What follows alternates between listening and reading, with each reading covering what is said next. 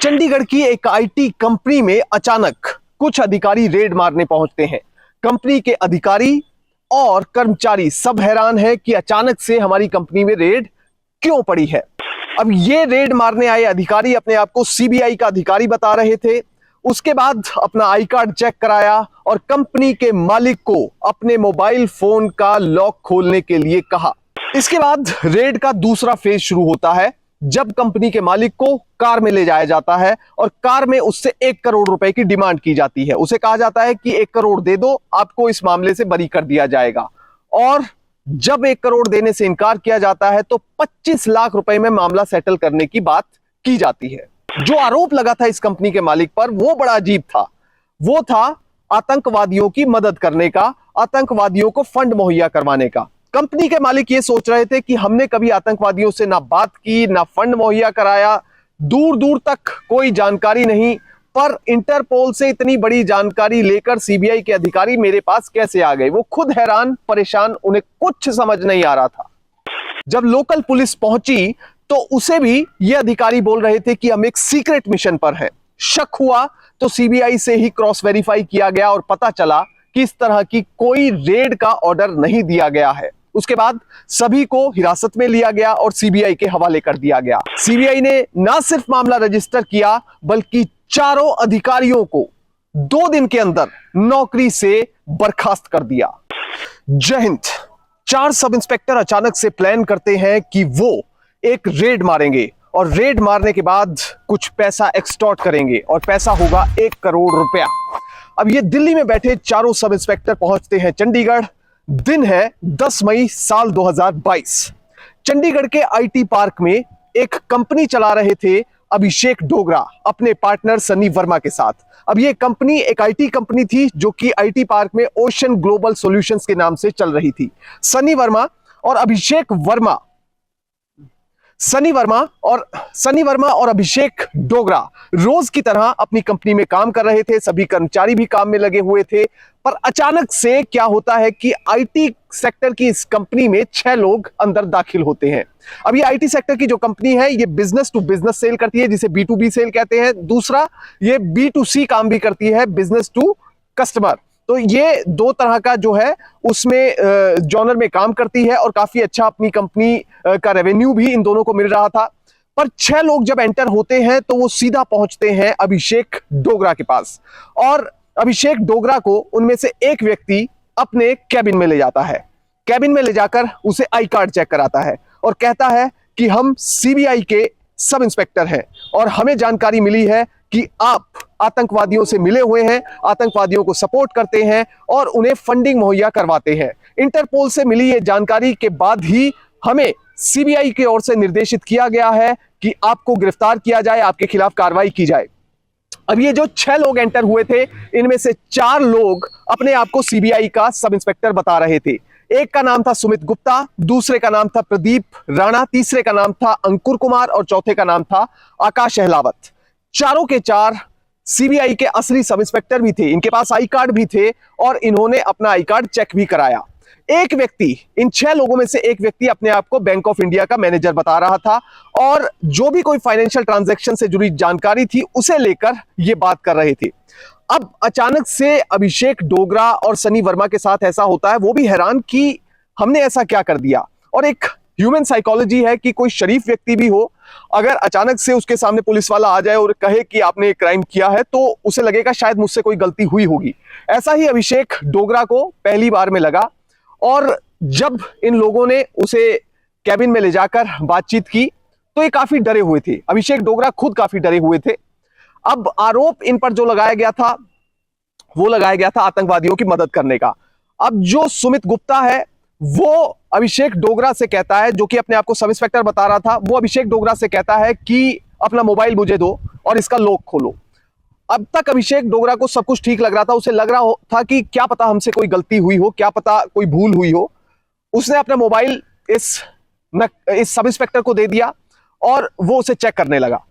उसे चेक करने के बाद अचानक से ये सब इंस्पेक्टर, जो कि 4 अधिकारी थे और 5वां इसमें बैंक वाला था और इसके साथ एक और 6ठा व्यक्ति था, ये सब जो है इसको अभिषेक डोगरा को कहते हैं कि आप पार्किंग की तरफ चलिए। उसे खींचकर पार्किंग की तरफ ले जाया जाता है।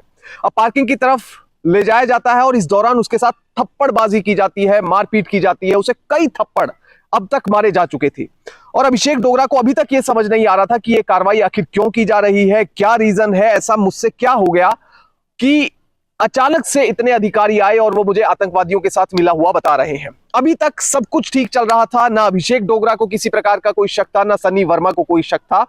और जो कंपनी में काम करने वाले कर्मचारी भी थे वो यही सोच रहे थे कि शायद अभिषेक डोगरा ने कुछ गलत किया होगा, इसी वजह से उनके यहां ये रेड पड़ी है। अब ये सीबीआई के अधिकारी अभिषेक डोगरा को अपनी कार निकालने के लिए कहते हैं और कार निकालकर उसे बोलते हैं कि आप सीबीआई के दफ्तर चलिए। अब सीबीआई के दफ्तर चलने की बात जब कहते हैं, क्योंकि चंडीगढ़ में सेक्टर 30 में सीबीआई का दफ्तर स्थित है, तो वहां पर जब चलने की बात कहते हैं तो ये और डर जाते हैं। इस बीच जब ये गाड़ी चलाने लगता है तो एक अधिकारी इससे कहता है कि आप 1 करोड़ रुपया दे दो और 1 करोड़ रुपए में ये मामला निपट सकता है। अभिषेक डोगरा कहता है कि मेरे पास इतना पैसा नहीं है, मैं इतना पैसा नहीं दे सकता। इसके बाद थोड़ी देर इनमें आपस में बातचीत होती रहती है और फिर जो है मामला कहीं जाकर 25 लाख रुपए पर टिकता है। ये अधिकारी कहते हैं कि ठीक है, आप हमें 25 लाख रुपए दे दीजिए, हम आपको छोड़ देंगे। अब इतनी देर में सीबीआई का एक अधिकारी इस व्यक्ति से कहता है कि गाड़ी आप लुधियाना की तरफ लीजिए जहां पर आपका घर है, और अभिषेक डोगरा गाड़ी लुधियाना की तरफ ले लेता है। अब शाम के वक्त ये सब कुछ हो रहा है, किसी को कुछ समझ नहीं आ रहा है, पर थोड़ी देर बाद लुधियाना की तरफ जाने के बजाय यह अधिकारी कहता है कि आप गाड़ी आईटी पार्क की तरफ लीजिए। अब इस बीच 25 लाख रुपए के लेन देन की बात चल रही है कि 25 लाख रुपया कैसे दिया जाए। अभिषेक डोगरा ना हाँ कर पा रहा है ना कर पा रहा है, फिर भी वो कहीं ना कहीं हामी भर देता है। उसे यह था कि जान बचेगी, कोई बात नहीं, आगे भी पैसा कमा लेंगे। अब ये अभिषेक डोगरा अपने भाई को फोन मिलाता है और ये सीबीआई का अधिकारी कहता है कि आपके पास कल सुबह यानी 11 मई 2022 की सुबह 11 बजे तक का समय है, तो आप हमें ये 25 लाख रुपया दे दीजिए। तो यही बात ये अपने भाई को कहता है। इसका भाई हालांकि बिल्कुल भी रेडी नहीं होता, वो इस बात को स्वीकार नहीं करता कि मैं पैसे दूंगा। दूसरी तरफ इन सीबीआई अधिकारियों की ओर से कहा जाता है कि 25 लाख रुपया सुबह 11 बजे तक अंबाला में लेकर ये व्यक्ति पहुंचे, तब हम आपको छोड़ देंगे। उसका भाई, अभिषेक डोगरा का भाई, साफ तौर पर मना करता है, मगर फिर भी इन्हें लग रहा है कि पैसा मिल जाएगा। अब गाड़ी चल रही है आईटी पार्क की ओर, जहां से गाड़ी निकली थी जिस दफ्तर से, उसी दफ्तर की ओर ये लोग जा रहे हैं। पर अचानक से गाड़ी का टायर पंचर हो जाता है। अब गाड़ी का टायर पंचर होता है तो उसे ठीक करने के लिए, पहले तो उसे चेक करने के लिए अभिषेक डोगरा बाहर निकलते हैं। ये सीबीआई का सब इंस्पेक्टर, ये जो पूरी टीम आई थी, ये बाहर निकलती है और वो गाड़ी चेक करने लगते हैं। अभिषेक डोगरा अपनी गाड़ी का टायर बदलने लगता है। अब जब वो टायर बदल रहा है, इसी दौरान वो अपने पार्टनर सनी वर्मा को फोन करता है और उसे बताता है कि ये लोग मुझसे इतना पैसा मांग रहे हैं और अपनी लोकेशन उसको भेज देता है। सनी वर्मा बिना समय गवाए वहां पर पहुंचता है और अपने दफ्तर के लोग भी ले आता है ताकि कोई भी गड़बड़ी अगर हो तो मौके को संभाल लिया जाए। अब अनुराग डोगरा, सनी वर्मा, उनकी कंपनी के कर्मचारी और सामने हैं ये 6 रेड मारने आए अधिकारी। इनमें आपस में बातचीत गर्मा गर्मी में तब्दील हो जाती है और ये आपस में एक दूसरे से लड़ाई करने लगते हैं। अनुराग डोगरा और सनी वर्मा और उनके साथ आए कर्मचारी ये कह रहे थे कि हमारी गलती बताइए, आप कह रहे हैं कि हमारे आतंकवादियों से लिंक है, तो सबसे पहले आप ये जानकारी तो दीजिए कि आप किस आधार पर ये बात कर रहे हैं। वहीं 6 अधिकारी ये कह रहे थे कि आप हमसे सवाल जवाब नहीं कर सकते और वो इस बात को कहीं ना कहीं डाइवर्ट कर रहे थे और वो कह रहे थे सिर्फ आपको हमारे साथ कोऑपरेट करना है। वहीं ये बातचीत जो है लड़ाई में तब्दील हो जाती है। हाथापाई नहीं होती, मगर आपस में जो है बहुत जोर जोर से लड़ाई शुरू हो जाती है और ये सब कुछ हो रहा था सड़क के बीचों बीच। अब जो पुलिस की पीसीआर है, पुलिस कंट्रोल रूम, उसको जानकारी मिलती है। पीसीआर को वहां पर रूटीन गश्त के लिए भेजा गया, तो वहां पर जब पुलिस के अधिकारियों ने देखा, पुलिस के कर्मचारियों ने देखा, तो वहां पर 2 पक्ष आपस में लड़ रहे हैं। एक पक्ष आरोप दूसरे पर लगा रहा है, दूसरा पक्ष कह रहा है कि आप सही नहीं है। तो ये लड़ाई काफी देर से चल रही थी। जब पुलिस ने बीच बचाव करने की कोशिश की और पूछा कि आखिर मामला क्या है, तो पुलिस को पता चला कि सीबीआई के ये अधिकारी इस कंपनी जिसका नाम ओशन ग्लोबल सॉल्यूशंस है, उस पर रेड मारने पहुंचे थे और उसके बाद इनमें आपस में किसी बात को लेकर जो है मनमुटाव हुआ या किसी बात को लेकर तकरार हुई, जिसे लेकर सड़क पे ये सब कुछ हो रहा है। मगर पुलिस भी हैरान थी कि आखिर अगर रेड मारने अधिकारी गए थे तो सड़क पर ये सब कुछ क्यों हो रहा है, ये तमाशा क्या चल रहा है। इसके बाद पुलिस ने और पूछताछ की और ये जो अधिकारी रेड मारने आए थे, इनसे पूछा तो इन्होंने बताया कि हम सीबीआई के सब इंस्पेक्टर हैं और हम एक सीक्रेट मिशन पर हैं। अब पुलिस को प्राइमा फेसा यही लगा कि शायद ये सही जानकारी दे रहे हैं, तो पुलिस ने और पूछताछ की, इनके आई कार्ड चेक किए। उसके बाद सीबीआई दफ्तर में संपर्क किया गया।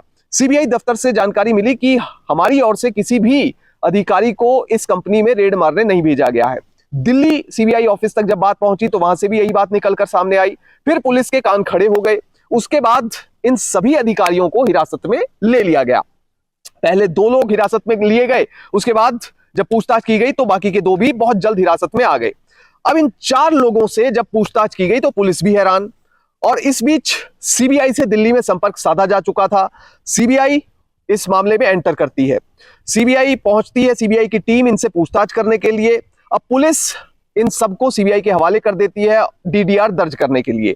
तो यहां पर सीबीआई का रोल शुरू हो जाता है।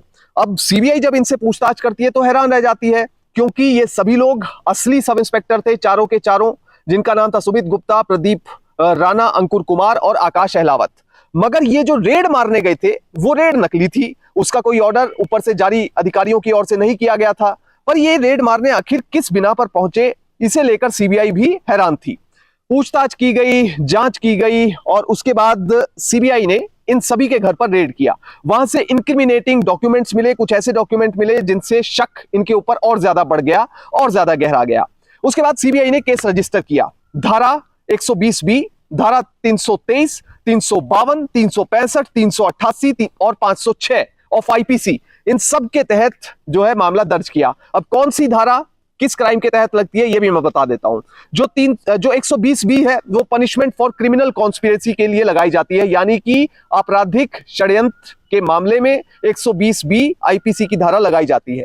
वहीं आईपीसी की 323 सेक्शन 323 लगाया जाता है punishment for voluntarily causing hurt, मतलब कि किसी को नुकसान पहुंचाने के लिए, किसी को हर्ट करने के लिए अगर कोई व्यक्ति कोशिश करता है तो उस पर 323 लगाई जाती है। 352 वो लगाई जाती है पनिशमेंट फॉर असॉल्ट और criminal force otherwise than grave provocation. अगर कोई आपको भड़काता है, प्रोवोक करता है, अगर तब आप कुछ करते हैं तो वो बात अलग है, मगर अगर प्रोवोक नहीं किया गया है, फिर किसी पर हमला किया जा रहा है तो वो 352 आईपीसी के तहत आता है। 365 किडनैपिंग और एब्डक्टिंग समवन, मतलब कि किसी को किडनैप करने के मामले में वो 365 लगाया जाता है। 388 लगाया जाता है एक्सटॉर्शन के मामले में, extortion by threat of accusation of an offence punishable with death और इम्प्रिजनमेंट फॉर लाइफ, यानी कि आपको पूरी जिंदगी के लिए जेल में चक्की पिसवा देंगे, इस तरह की धमकी देना और किसी से पैसे एक्सटॉर्ट करना, उसमें 388 लगाया जाता है। 506 लगाया जाता है पनिशमेंट फॉर क्रिमिनल इंटिमिडेशन।